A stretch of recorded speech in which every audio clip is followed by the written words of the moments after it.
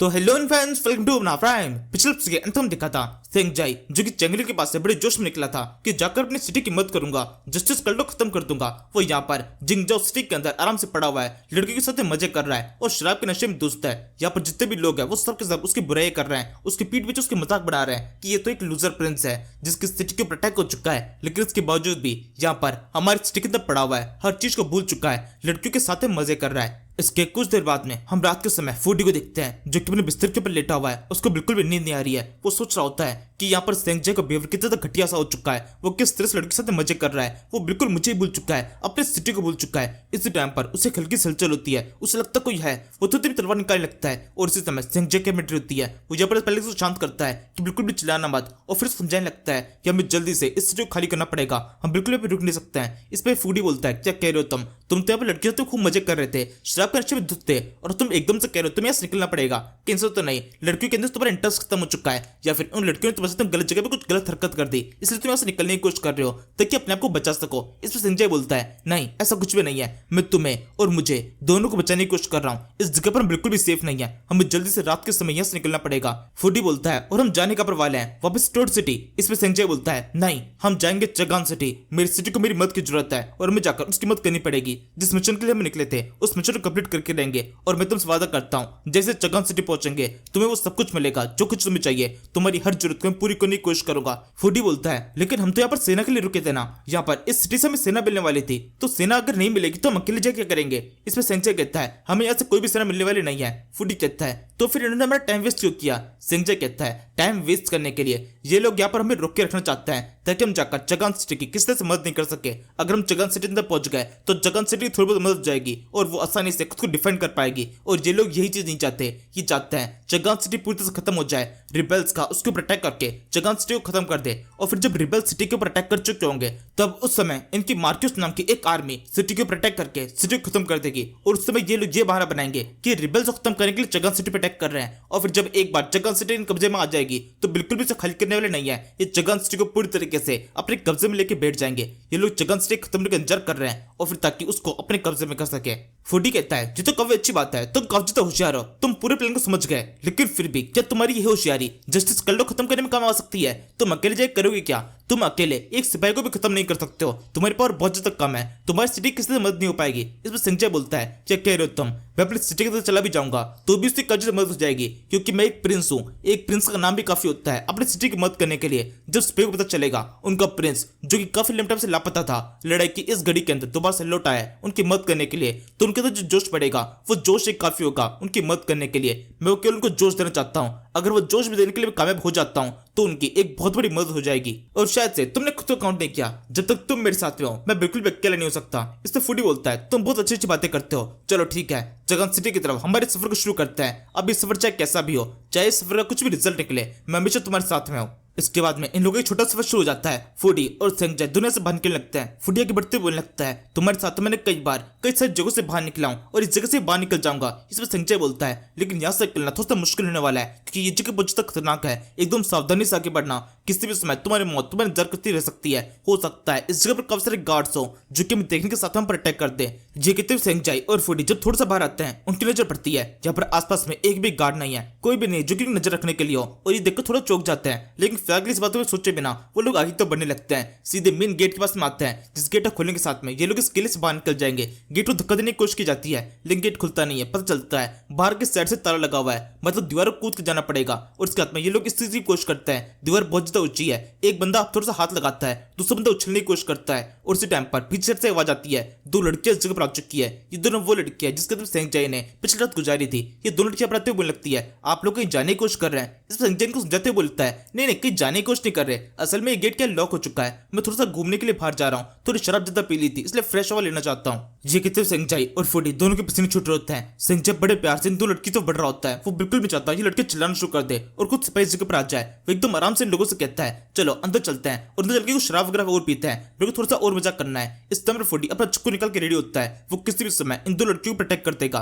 और जैसे ही दोनों एकदम पास पहुंचते हैं लड़की बोलने लगती है नहीं ऐसा बिल्कुल भी नहीं है, तुम लोग हमसे झूठ बोल रहे हो, तुम लोग यहाँ से भागने की कोशिश कर रहे थे, तुम लोग बहुत ज्यादा बुरे हो, कहीं ऐसा तो नहीं कि तुम्हें हम बिल्कुल भी पसंद नहीं आए, तुम हमारे साथ बिल्कुल भी एंजॉय करना नहीं चाहते। इस टाइम पर फूडी एकदम से अटैक करता है। फूडी एक के अटैक के अंदर इन दोनों को खत्म कर देना चाहता है, लेकिन इतना आसान है नहीं। ये दोनों लड़कियां आसानी से उछलकर अटैक को डॉच कर लेती है। फूडी पूरी तरह चौंक जाता है कि ये कैसे हुआ।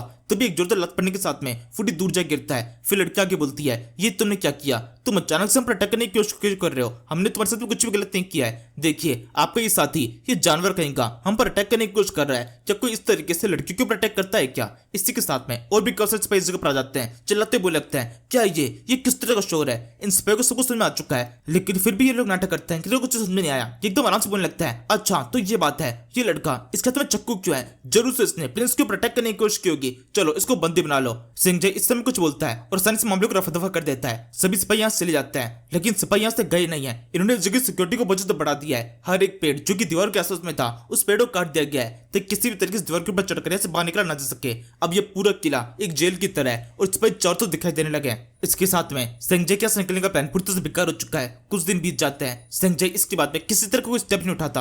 यहाँ से एक दूसरे किले के अंदर दो बंदे आपस में कुछ बात कर रहे होते हैं। ये दोनों कुछ सुपीरियर बंदे हैं। इनमें से एक बोल रहा होता है, हमने उस बंदे संजय को अभी तक जिंदा क्यों रखा हुआ है, हम उसको खत्म कर देते हैं। एक दूसरा बंदा बोलता है, क्या बकवास कर रहे हो तुम, उसके जिंदा रहने में हमारा ज्यादा फायदा है, क्योंकि वो ली फैमिली का आखिरी बंदा हो सकता है। कुछ टाइम पे तो चगान सिटी के अटैक होके चगान सिटी पूरी तरह से खत्म हो जाएगी, और जब ऐसा हो जाएगा तब ली फैमिली का ये आखिरी बंदा होगा, सिक्स्थ प्रिंस। और जब ऐसा होगा तो इसकी मदद से हम चगान सिटी को अपने कब्जे में ले सकते हैं। तो चगान सिटी का आखिरी बंदा जिंदा होगा और हम उसको सबके सामने खत्म करेंगे, या फिर इसकी मदद से पूरी चगान सिटी को अपनी तरफ ट्रांसफर करा लेंगे। तो उसके बाद में इसकी कोई जरूरत नहीं पड़ेगी, तब हम इसको मार सकते हैं। केवल तब तक के लिए हमें इसे झेलना पड़ेगा। वैसे इस टाइम जस्टिस कल्टी की हालत चल रही है। इसे दूसरा बंदा बोलता है, जस्टिस कल्टी के पास में काफी कम खाना बचा है, कुछ टाइम के अंदर उनको अपने आखिरी अटैक करना पड़ेगा। और वो आखिरी अटैक से वो बिल्कुल पीछे नहीं हट पाएंगे, क्योंकि उनके पास में उसके बाद में कुछ भी खाना नहीं होगा। वो अपनी आखिरी लड़ाई लड़ेंगे और चगान सिटी को तो खत्म कर देंगे, या फिर चगान सिटी को बहुत कमजोर कर देंगे। इसमें पहला बंदा बोलता है, हमारी खुद की सेना पूरी तरह से रेडी है। दूसरा बोलता है, हाँ बिल्कुल, मार्कस कमांडो और उसके अलावा जितनी भी सेना थी वो सारी सेना को इकट्ठा कर लिया गया है, और वो पूरी तरीके से चगान सिटी की तरफ एम करके बैठे हुए हैं। आपके एक इशारे के साथ में चगान सिटी को अटैक करके उसे खत्म कर दिया जाएगा। फर्स्ट पर्सन बोलता है, वैसे इस टाइम पर संजय क्या कर रहा है? दूसरा बोलता है, कुछ खास नहीं, पिछले कुछ दिनों से एकदम शांत है, आराम से अपना एंजॉय कर रहा है। बिल्कुल वैसे हालत हो चुके हैं जैसे उसको कुछ पता चलने से पहले थे, लेकिन अब तो उसको काफी कुछ पता चल चुका है। इसके बावजूद भी उसने कुछ हरकत करने की कोशिश नहीं की। वो पोएट्री वगैरह लिखता रहता है, लड़कियों के साथ में रहता है, नशे में धुत रहता है और इस तरह की हरकतें करता रहता है, एकदम एक गैंगस्टर की तरह, जैसे अपने देश को पूरी तरह भूल चुका है। फर्स्ट पर्सन को इस बात के बिल्कुल विश्वास नहीं हो रहा होता है कि कोई बंदा इस तरह कैसे हो सकता है। इतना घटिया इंसान अपनी फैमिली को बचाने के लिए आया था और अब उसी को भूलकर यहाँ पर इस तरह के मजे कर रहा है। वो खुद चेक करने के लिए चीज के लिए जाता है, उसको दिखाई देता है, हाँ सच में ये सब कुछ सच है। संजय सच में सब चीज को एंजॉय कर रहा है। वो लड़की के साथ में वो पूरी तरह चौंका हुआ होता है। संजय इस समय उसे गले लगने के लिए उसकी तरफ बढ़ने लगता है। असल में वो एक लड़की गले लगने के लिए भग रहा है, और फिर जब उसकी नजर पड़ती है जो कोई लड़की नहीं बल्कि लीडर है, वो तुम्हें दूरते बोलने लगता है, मुझे माफ कर दो, शायद मैंने कुछ ज्यादा पी लिया है, इसलिए मुझे एक लड़की की तरह लग रहा है, चलो मैं कहीं और जाता हूँ। देखते संजय कहीं और चला जाता है। फर्स्ट बंदा सेकंड से बोलता है, ये तो कब्जा अच्छा हुआ, इसको इस तरह से कंट्रोल करना तो कब्जा आसान रहेगा, इसको जो कुछ चाहिए वो सब कुछ लाके देते रहो, कोई फर्क नहीं पड़ता। ये हमारा कितना खर्चा कराता है, ये जितना भी खर्चा कराएगा चगान सिटी से हम उसे ज्यादा वसूल कर लेंगे। इसके बाद में एक और दिन बीत जाता है। ये दोनों बंदे अभी भी कहीं ऊंचाई जगह से ये सब कुछ देख रहे होते हैं। वो देख रहे हैं संजय किस तरीके से लड़की के साथ में एक लड़की गोद में लेटा हुआ है। एक बंदा बोलता है, हमें इनके ऊपर नजर रखने की बिल्कुल भी जरूरत नहीं है, क्योंकि इनके ऊपर नजर रखने के लिए यहाँ पर आसपास में कब से सिपाही है, कब से सिपाही छुप कर इनके ऊपर नजर रख रहे हैं, साथ वो लड़कियां भी इनके ऊपर नजर रख रही है, तो कहीं से भी ये लोग भाग नहीं सकते हैं। शायद से उनके बाद समझ में आ चुकी है कि बिना किसी सेना के कुछ भी कर नहीं सकते, इसलिए शांति से यहाँ पर एंजॉय करने बुलाई है। जो थोड़ी जिंदगी बची है उसको यहाँ पर एंजॉय करके काट लेना, ये इनके लिए ज्यादा अच्छा होगा। यही बात करते हुए दोनों बंदे पूरी निष्फिक्र हो जाते हैं। वैसे इस टाइम पर संजय को सोच रहा होता है, इसको आसपास में एक चिड़िया दिखाई दे रही होती है, जिसको देख के सोच रहा है कि एक टाइम आएगा इस चिड़िया की तरह एकदम फ्रीली यहाँ से निकल जाऊंगा और ये लोग देखते रह जाएंगे। और अब इसके बाद हम टूर विलेज का सीन देखते हैं। एक नॉर्मल चिड़िया इनकी खिड़की पर के बैठती है। एक नॉर्मल चिड़िया, कुछ खास फर्क नहीं पड़ता। इंपॉर्टेंट यह है चेंगली, सुइंग और स्ट्रेटेजिस्ट तीनों जगह मौजूद है। सुइंग को अभी तक बच्चा नहीं हुआ है, तो चेंगली पूरे समय सुइंग के साथ में रहता है। इस स्ट्रेटेजिस्ट के माइंड के अंदर एक शानदार प्लान है। वो चेंगली के बारे में बताने के लिए आया है। उसे कहने लगता है कि इनको जरूरत है चगान सिटी को प्रोटेक्ट करके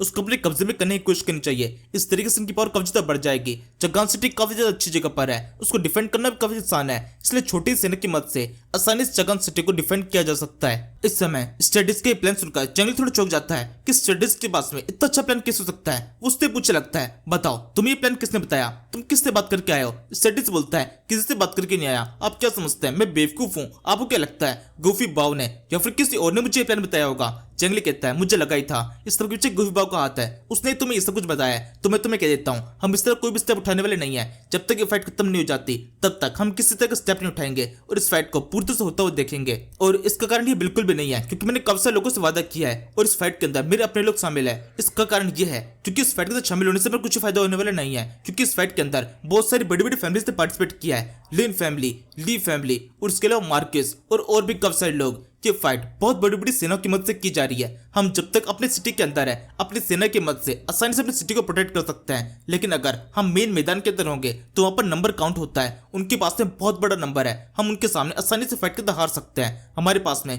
20 से 30 हजार सिपाही है और उनके पास में 2 से 3 लाख। हमारी सेना के सामने बिल्कुल भी टिक नहीं पाएगी, बेकार में हमारे काफी सारे सिपाही उस फाइट के अंदर मारे जाएंगे। स्ट्रेटेजिस्ट कहता है तो फिर क्या भी फिलहाल के लिए हम कुछ भी करने वाले नहीं है। जंगली कहता है नहीं ऐसा नहीं है, मैं कुछ तो करने वाला हूँ। मैंने जीलोंग को 3 सिपाही दिए हैं ताकि वो चगान सिटी की तरफ जा सके। उसकी बहन चगान सिटी के अंदर रहती है तो वो अपनी बहन को चेक करना चाहता है और साथ में मैंने उसको पूरी फ्रीडम भी दी है कि उन 3 सिपाही की मदद से वो जो चाहे वो कर सकता है। उसको जिस पे भी अटैक करना है वो उसके ऊपर अटैक कर ले, लेकिन ये सब कुछ सिचुएशन के ऊपर ही होना चाहिए। कोई जरूरी कारण नहीं होना चाहिए किसी को अटैक करने का, वरना उसे सेफली वापस से लौटना होगा। इसी समय एक गुप्तचर की एंट्री होती है जो कि अपराकर जंगली से बताने लगता है कि किस तरीके से सेंगजाई जहां से निकल गया था, लेकिन वो अपनी खुद की सिटी के अंदर नहीं गया। वो जेंगजाओ नाम की सिटी के अंदर बीच में रुक चुका है और वहां पर लड़की के साथ मजे कर रहा है, शराब वगैरह पी रहा है और हर तरह की लत के अंदर लग चुका है। उसको अपनी फैमिली के बारे में बिल्कुल भी चिंता नहीं है, वो सब कुछ भूल चुका है। जगान सिटी की उसको बिल्कुल चिंता नहीं है, वो जस्टिस कल्ट से बिल्कुल भी फाइट नहीं करने वाला। वो वहां पर बैठकर पोइट्री वगैरह लिख रहा है और लड़की के साथ मजे कर रहा है। इसमें जंगली भी लगता है नहीं ऐसा तो नहीं हो सकता,